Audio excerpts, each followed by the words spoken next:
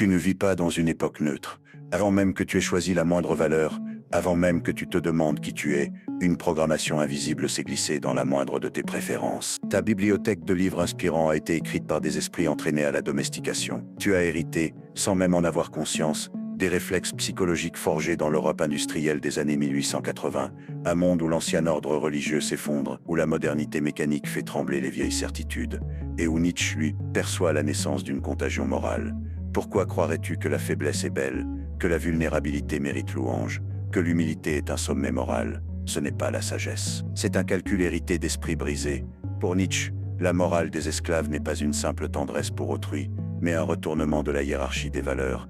L'impuissance devient vertu, l'autonomie se transforme en vice, l'ambition est décriée en maladie de l'âme. Dans la généalogie de la morale, il le dit sans détour, la morale des esclaves consiste en une inversion où ce qui était méprisable par faiblesse devient noble par ressentiment. Celui qui ne peut pas affirmer sa puissance retourne la situation, il baptise son absence de volonté force d'âme, il fait passer sa peur de la singularité pour de l'altruisme sublime. Mais ne te trompe pas. Nietzsche ne te demande pas de devenir un fauve aveugle, il t'avertit du poison plus subtil, ce sentiment d'avoir raison, parce que l'on est conforme, parce que l'on se fond dans la masse, et que toute singularité semble être une trahison. La compassion ici se mue en nivellement par le bas, la véritable bienveillance est dévoyée en anesthésie collective. Si tout le monde vante la vulnérabilité, qui osera encore désirer la grandeur? Regarde autour de toi, écoute le bruit de fond des réseaux sociaux, tolérance, inclusion, bienveillance, mais ce murmure qui semble doux est un gaz inodore.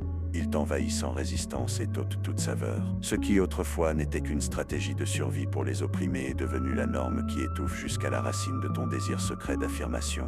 Au lieu de te libérer, tu risques d'acclamer ta propre cage. La question qui te ronge n'est pas pourquoi tu te conformes, mais pourquoi tu ressens que toute déviation est déjà une faute morale. Es-tu prêt à admettre que ta fidélité au mantra de l'humilité et du repli est peut-être le signe d'un auto-sabotage profond? Prépare-toi à regarder dans le gouffre de tes illusions, car la morale que tu célèbres pourrait bien être la source principale de ta propre impuissance. Imagine-toi au cœur du flux numérique, scrolling sans fin, un doigt sur la surface lisse qui t'offre chaque jour un nouveau motif d'indignation, un mème de compassion, un défilé de souffrance amplifié à l'infini. Ce n'est pas une distraction anodine, c'est un système psychologique. Ce que tu ressens quand tu réagis à ces vagues de plaintes, ce sentiment insistant d'injustice, ce sursaut de solidarité un peu automatique, c'est le produit d'une transformation historique qui a commencé bien avant l'arrivée des réseaux sociaux. Dans l'Europe des années 1880, à l'agonie de l'ordre religieux, Nietzsche observait déjà la naissance souterraine d'une nouvelle morale, celle qui, au lieu de vénérer la puissance, valorise la faiblesse, le ressentiment, la vengeance morale du faible sur le fort. Mais tu veux savoir ce qui a vraiment changé? Ce n'est plus une révolte silencieuse enterrée dans les marges. C'est aujourd'hui une industrie, une machine algorithmique qui recycle à la chaîne les signaux de souffrance et qui, paradoxalement, les rend désirables. Oui, l'algorithme est devenu le grand célébrant de la morale des esclaves. Ne va surtout pas croire que tu as échappé à cette logique. Si tu passes ta vie à réclamer justice sur Internet, tu te transformes lentement en bureaucrate de ta propre impuissance. Chaque like, chaque partage d'une indignation, chaque commentaire réactif, c'est une goutte dans la marée du ressentiment. Une marée qui engloutit l'esprit critique, comme la marée noie les plages sous un manteau de conformisme. Rien n'y échappe, même la compassion authentique est recyclée en calcul algorithmique, assignée à des cases, polarisée et retournée contre elle-même jusqu'à devenir slogan ou insulte. À la viralité de la souffrance répond la standardisation des réponses émotionnelles, dressant des murs invisibles entre toi et toute velléité d'affirmation individuelle.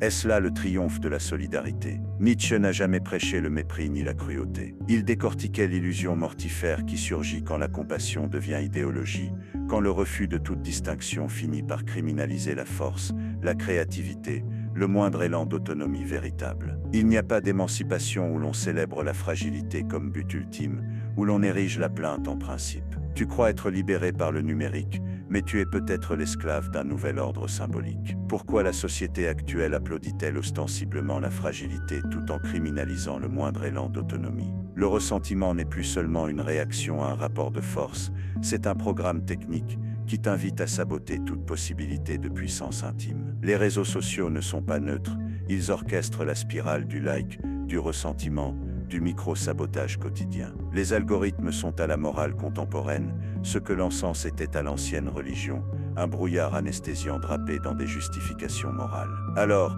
tu es devant un gouffre, continuer à te dissoudre dans cette logique, ou t'arrêter face à l'abîme pour t'interroger. La révolution numérique a-t-elle libéré ton esprit, ou t'a-t-elle doucement conditionné à applaudir ta propre servitude?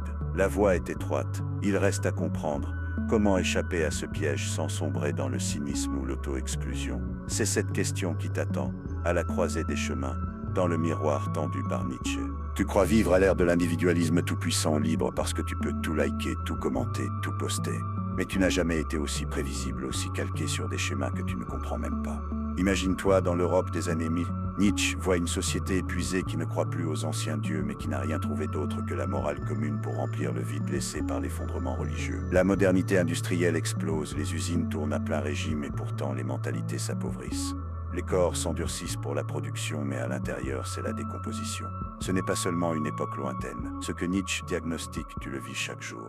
L'angoisse devant la nouveauté, la prudence rampante, le besoin d'éviter tout excès, l'obsession de la modestie. Non pas comme vertu mais comme stratégie pour survivre dans la masse. En 2024, rien n'a vraiment changé. Seulement désormais la foi n'est plus en Dieu ni même en la raison mais en la bienveillance algorithmique, en la validation par la foule numérique. Tu crois t'exprimer alors que tu répètes, sans le savoir, le credo silencieux d'une morale que tu n'as jamais choisie. Voilà le vrai sabotage, tu t'imagines t'émanciper, tu te félicites de ton ouverture alors même que tu glisses toujours plus loin dans des schémas de justification, de plainte, de recherche d'approbation standardisée. C'est là que Nietzsche est brutal, il te dit que ce qui te détruit ce n'est pas l'attaque des puissants mais cette maladie intérieure qui célèbre la faiblesse, la conformité, la négation de l'intensité authentique de l'existence. À ce jeu-là, tu es complice. Ce n'est pas une insulte, c'est une question de lucidité. Si tu veux encore croire que la société t'opprime plus que tu ne t'opprimes toi-même, c'est que tu refuses de voir la racine du sabotage. Es-tu prêt à regarder le gouffre en face?